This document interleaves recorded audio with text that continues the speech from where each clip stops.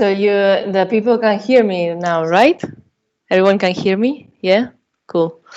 Well, thanks for being here. I'm Moon Rivas, and I define myself as a cyborg because I unite to myself to technology in order to extend my senses beyond my natural ones. But I'll start from the beginning. I'm actually a choreographer and a dancer. And since I was studying dance, I realized that as a dancer, you can create movement, but you can also find movement. I mean, there are many things that move around us that we don't perceive.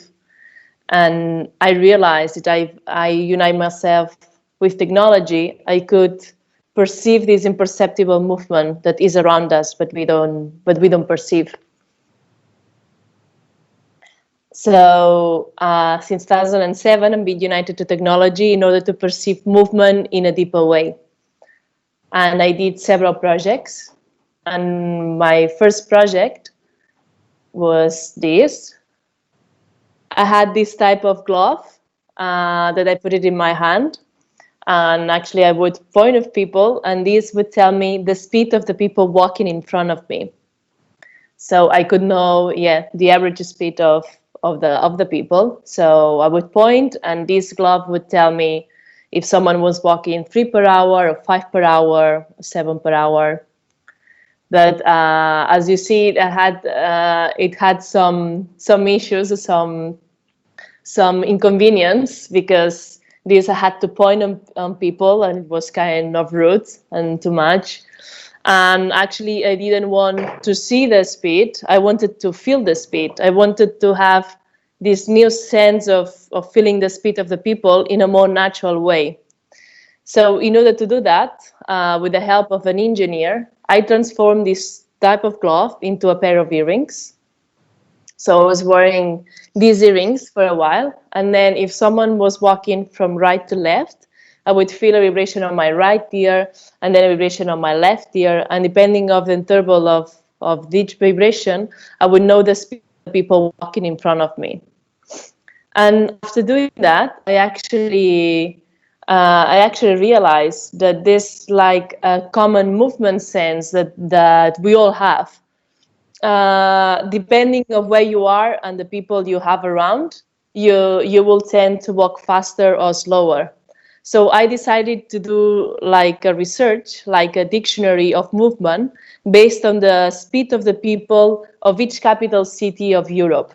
So I traveled to each capital, detecting the average speed of the citizens. So now I created like this dictionary, and I can ask dancers to move like the speed of Berlin or Rome or London, like depending of their movement qualities. During this research, I realized that actually one of the fastest cities in Europe is London. Also, Stockholm was very fast, surprisingly. And the slowest capital city was the Vatican City, basically, because there's just one line of people waiting to enter the Vatican, and no one ever runs there. So it's a very calm and a slow city. If you want to be calm, in Europe, you should go there. After doing this for a while, about the speed of the people, I decided to turn around my earrings, and this allowed me to perceive presence that I had behind my body. Actually, our senses are focused in the front of our bodies. Like in the back of our bodies, we are very dead sensory speaking. Like we don't have too much senses.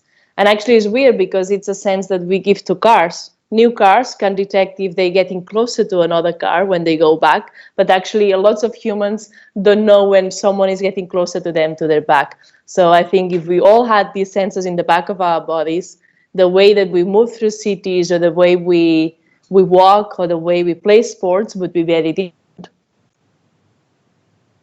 So I had this sense for a while, and this allowed me my perception changed. So I had a 360-degree perception of my surroundings. I don't know the translation is going well. Maybe I should go slower, I'm not sure.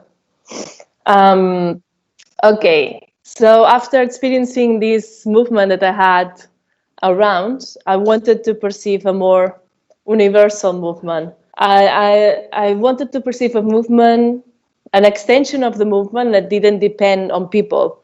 I mean, humans are not the only ones who create movement. There are other things that move. So I had this image and I thought, okay, if I would be alone in the planet, how could I perceive movement?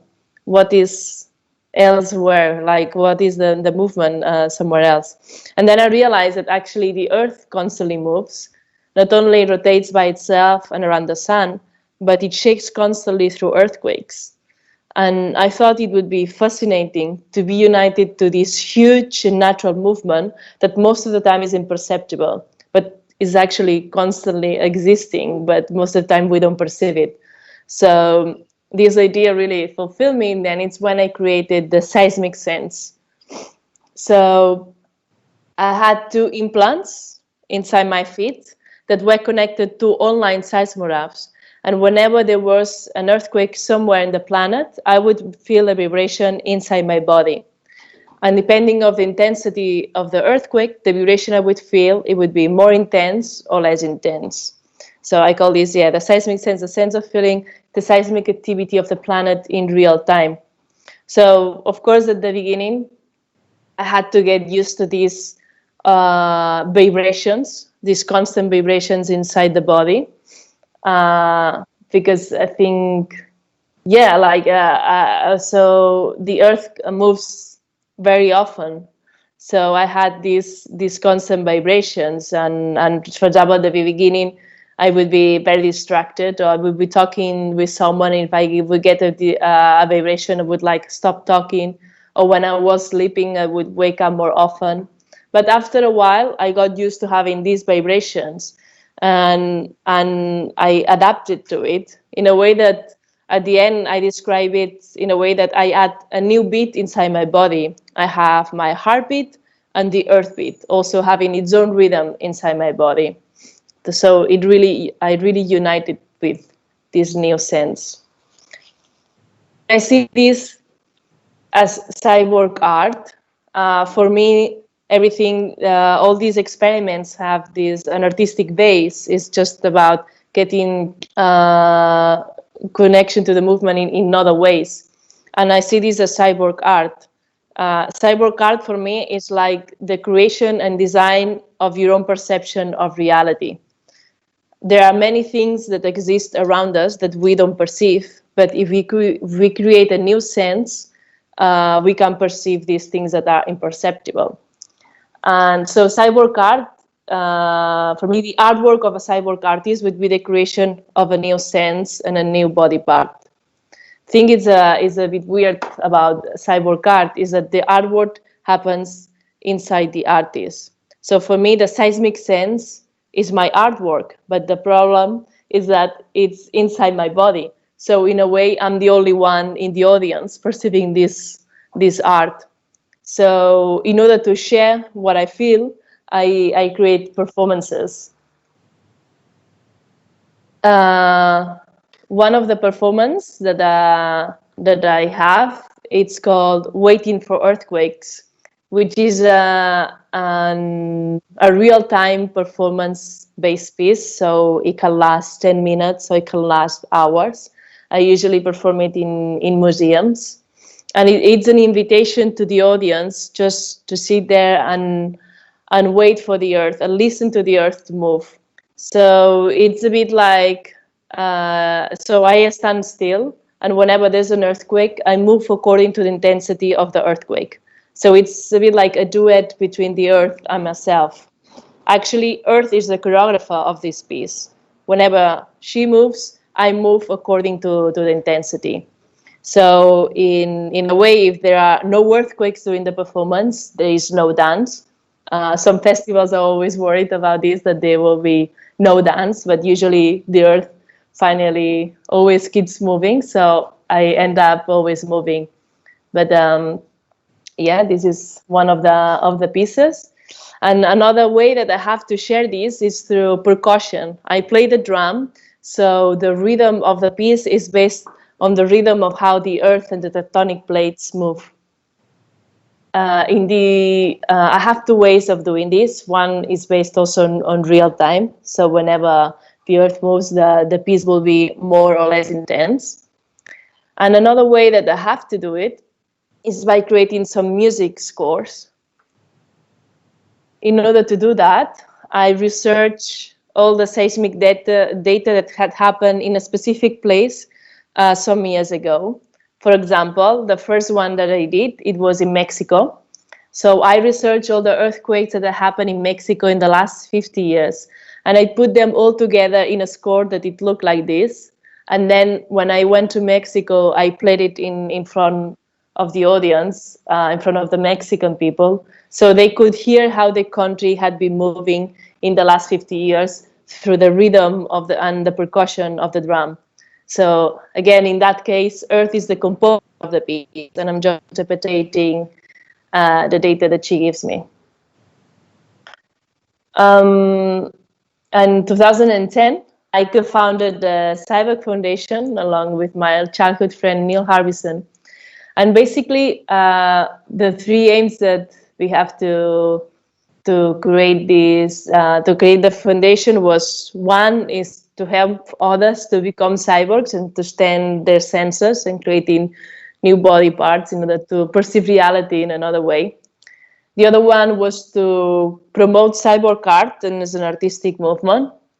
And the third aim was to defend cyborg rights, to defend the freedom of deciding what organs and senses do you want to have.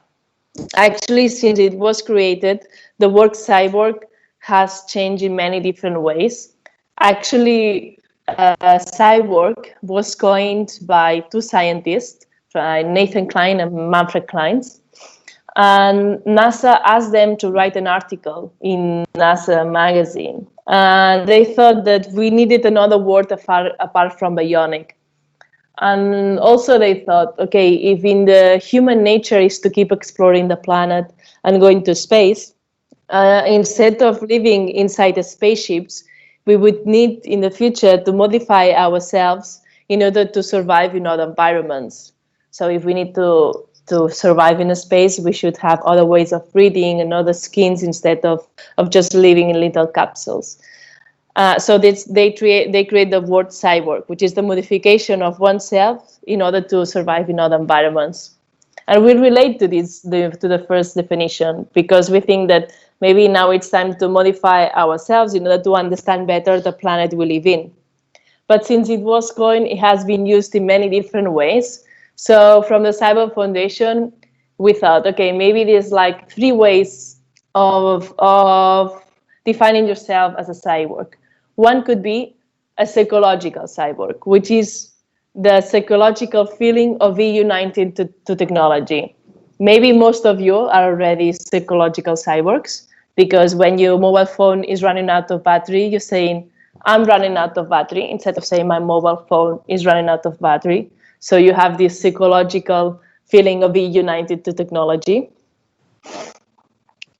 One could be a biological cyborg, which is like the physical union between yourself and technology.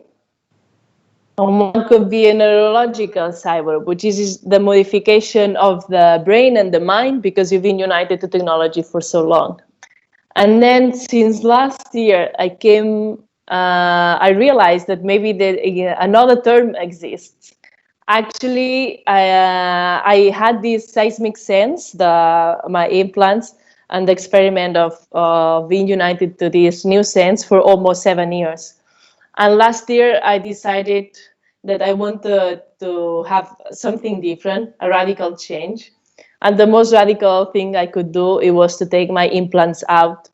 So actually, this was a very scary feeling. I think I was more scared to take the implants out than to put them in, because I thought that everything could be different. Yeah, it's scary to have a radical change. But I felt the need to step differently, like to go through another path. So I decided to take them out. And the weird thing happened that when I took them out, I could still feel the vibrations for some months. So I had what I call a phantom effect. You know, like this effect of when people have an accident, for example, and they lose their limb, but they feel that they still have it. So the same happened to me. So I took the implants out, but I could still feel the vibrations inside my body. And then I thought maybe I am a phantom cyborg because I still feel this when I don't have the implant. Now for the past months has been fading away, and now I'm starting to think about my next sense that I want to be related on the sea. So this is when I took them out. Also, another thing that I realized, that actually having this new sense don't make me a human 100%, me and my colleagues. So having this new sense and these no body parts doesn't define, it's a new sense and body part that humans don't have. So I don't feel 100% human.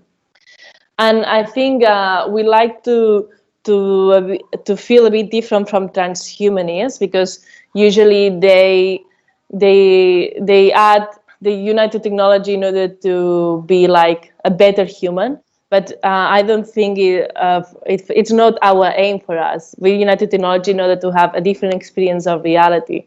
So we feel that we are transspecies because we have a new sense and a new body part that it's not human anymore.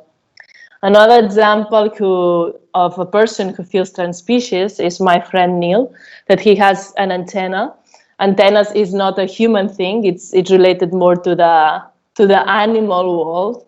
But actually he has this antenna implanted in his skull, and allows him to perceive colors from infrared to ultraviolet through vibrations that become sound. So he can hear colors. And actually, he went to Barcelona to talk to a doctor to be able to implant this antenna to his skull. And they said in Barcelona, okay, if we want to have this surgery, you need to talk to the bioethical committee. So then he gave a talk to the bioethical committee of the hospital. At the end, they decided that they wouldn't do this surgery in the hospital.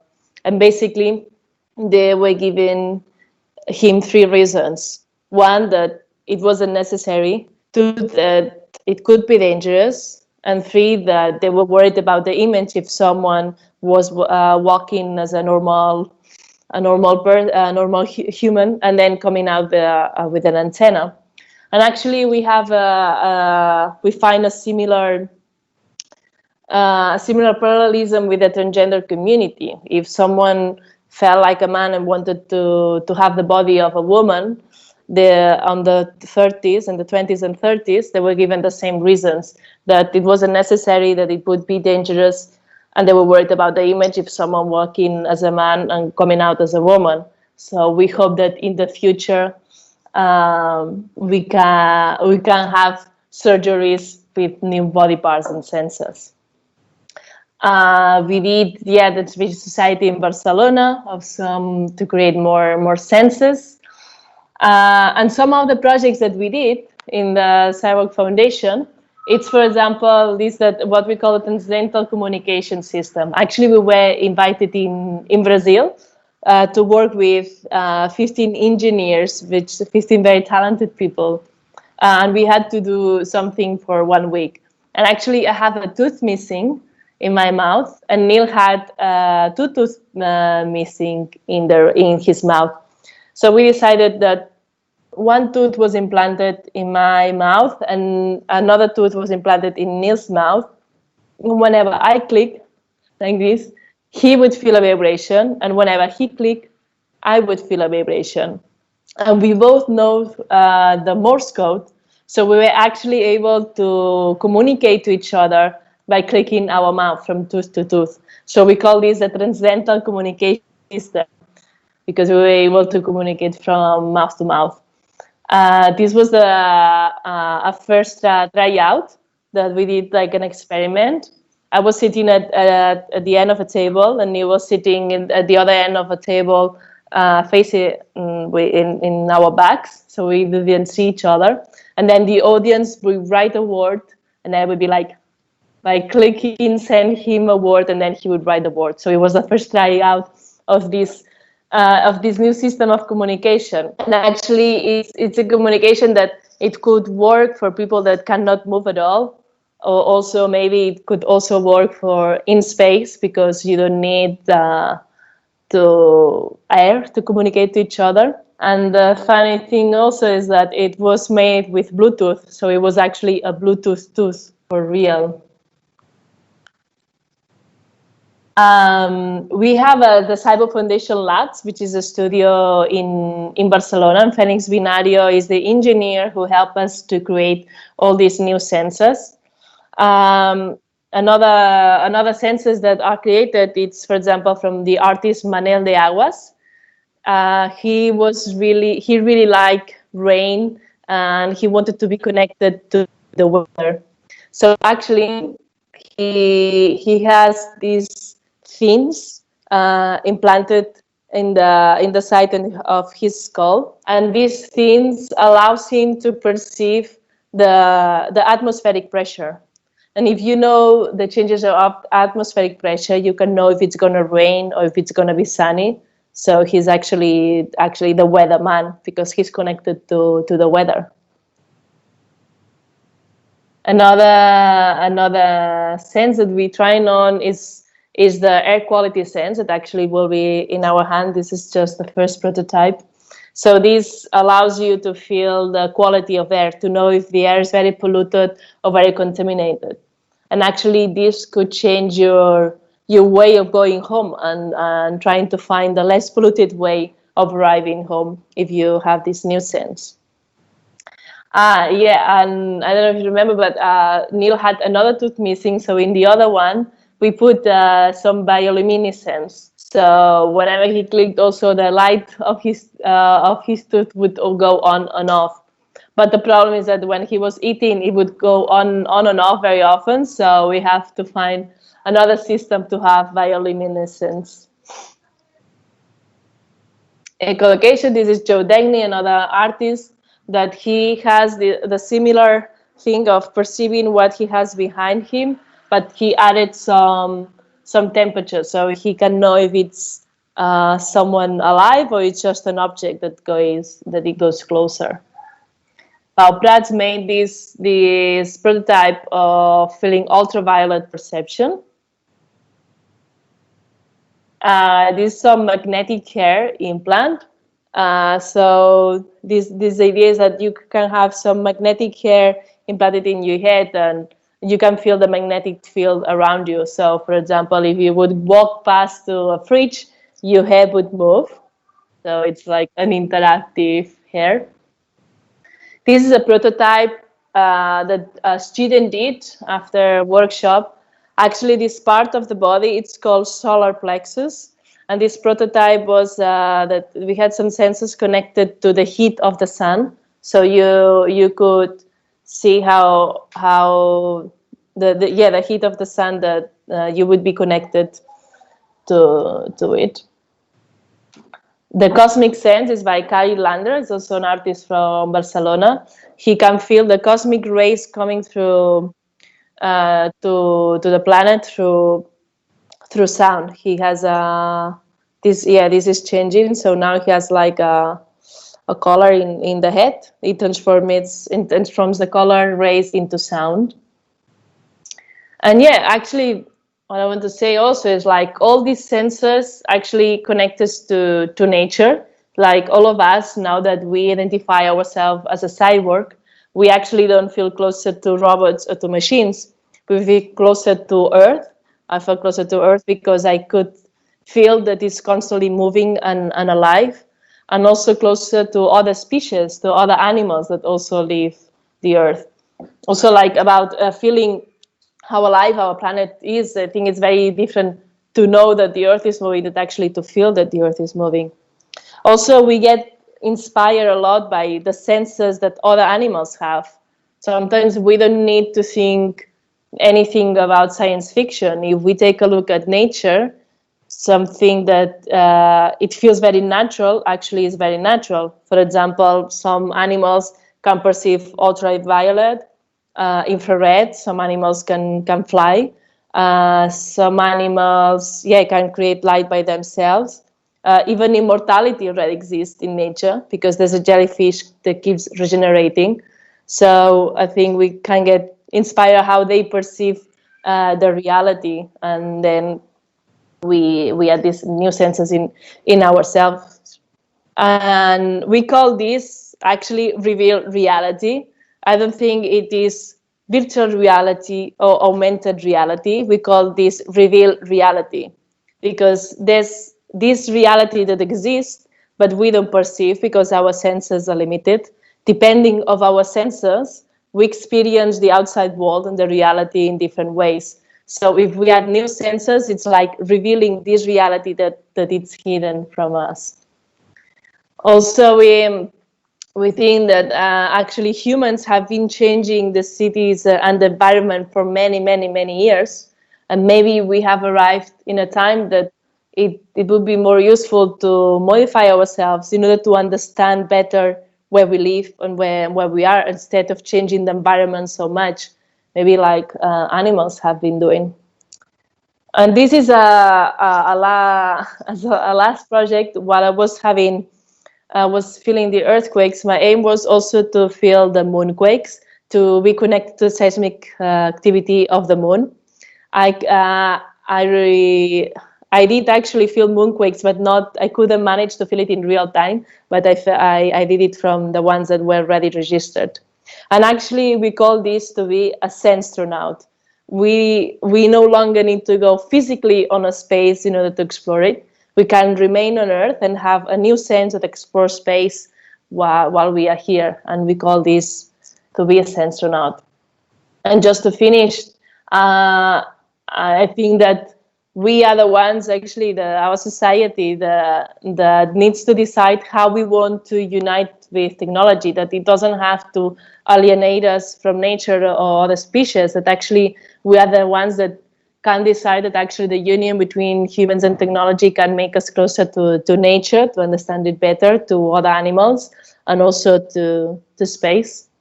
And that's it. Thank you.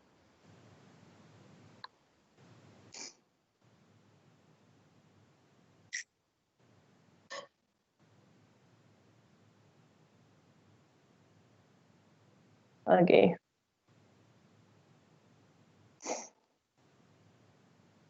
It's a bit weird because I just see some people from the back. I can't see myself.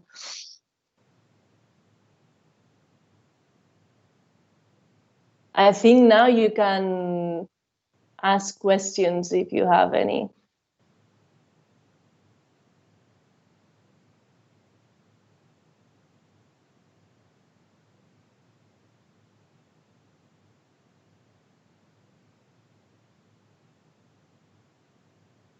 Inevitable future for all the humanity.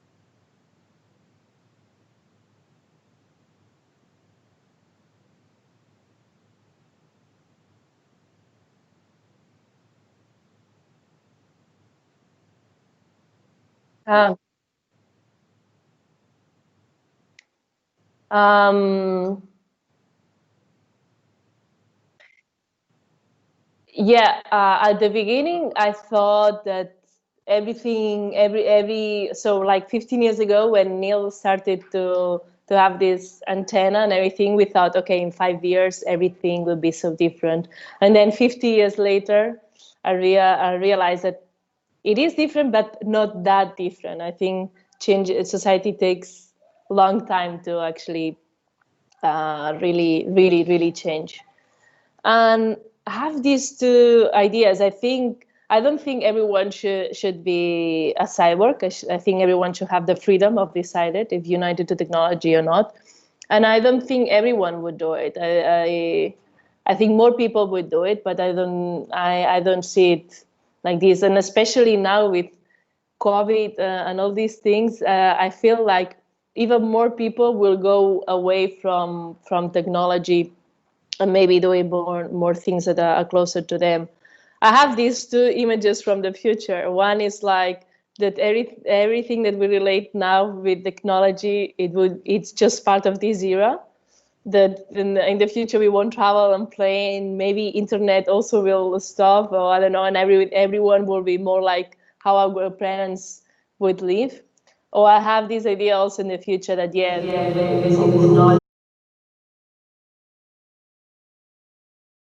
more normal to have implants and new sensors. And I mean, there's already a company in Sweden that all the employees have chips in their hands, and they can look in the business by the chip. So I think I think that the use of technology in our society, people accept that you unite the technology for medical reasons or for more functional reasons. And I think now slowly people will accept also to unite the technology just to experiment and for more artistic reasons. I'm not sure. I'm not sure about the future. I hope it will be more normal. That was a very long answer. Sorry. I had it.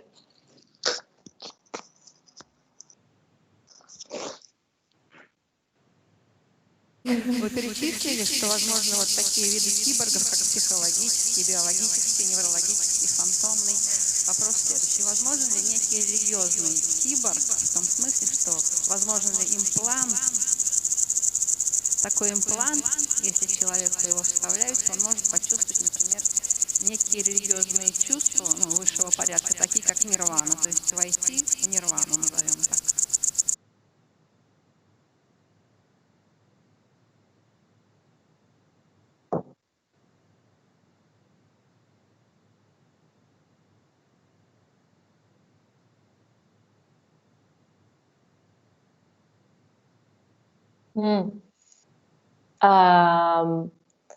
I don't know. Lots of people actually always say that when we give the talks that actually they want to feel more, that they would like to know what the other people feel, and this much more psychological, but really like the how the brain works.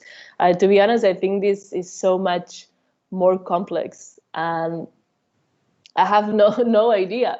We should ask this to an engineer or a medical person. I think it's actually extremely complex, these things, because they are very...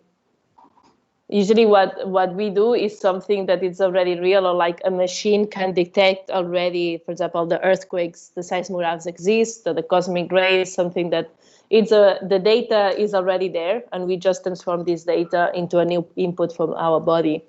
But what you're saying, that it's much more psychological feelings or beliefs, I think this is extremely complex. I'm not even sure that this is possible. For us, it's not possible, but I'm not sure. Maybe someone else can do it. I don't know.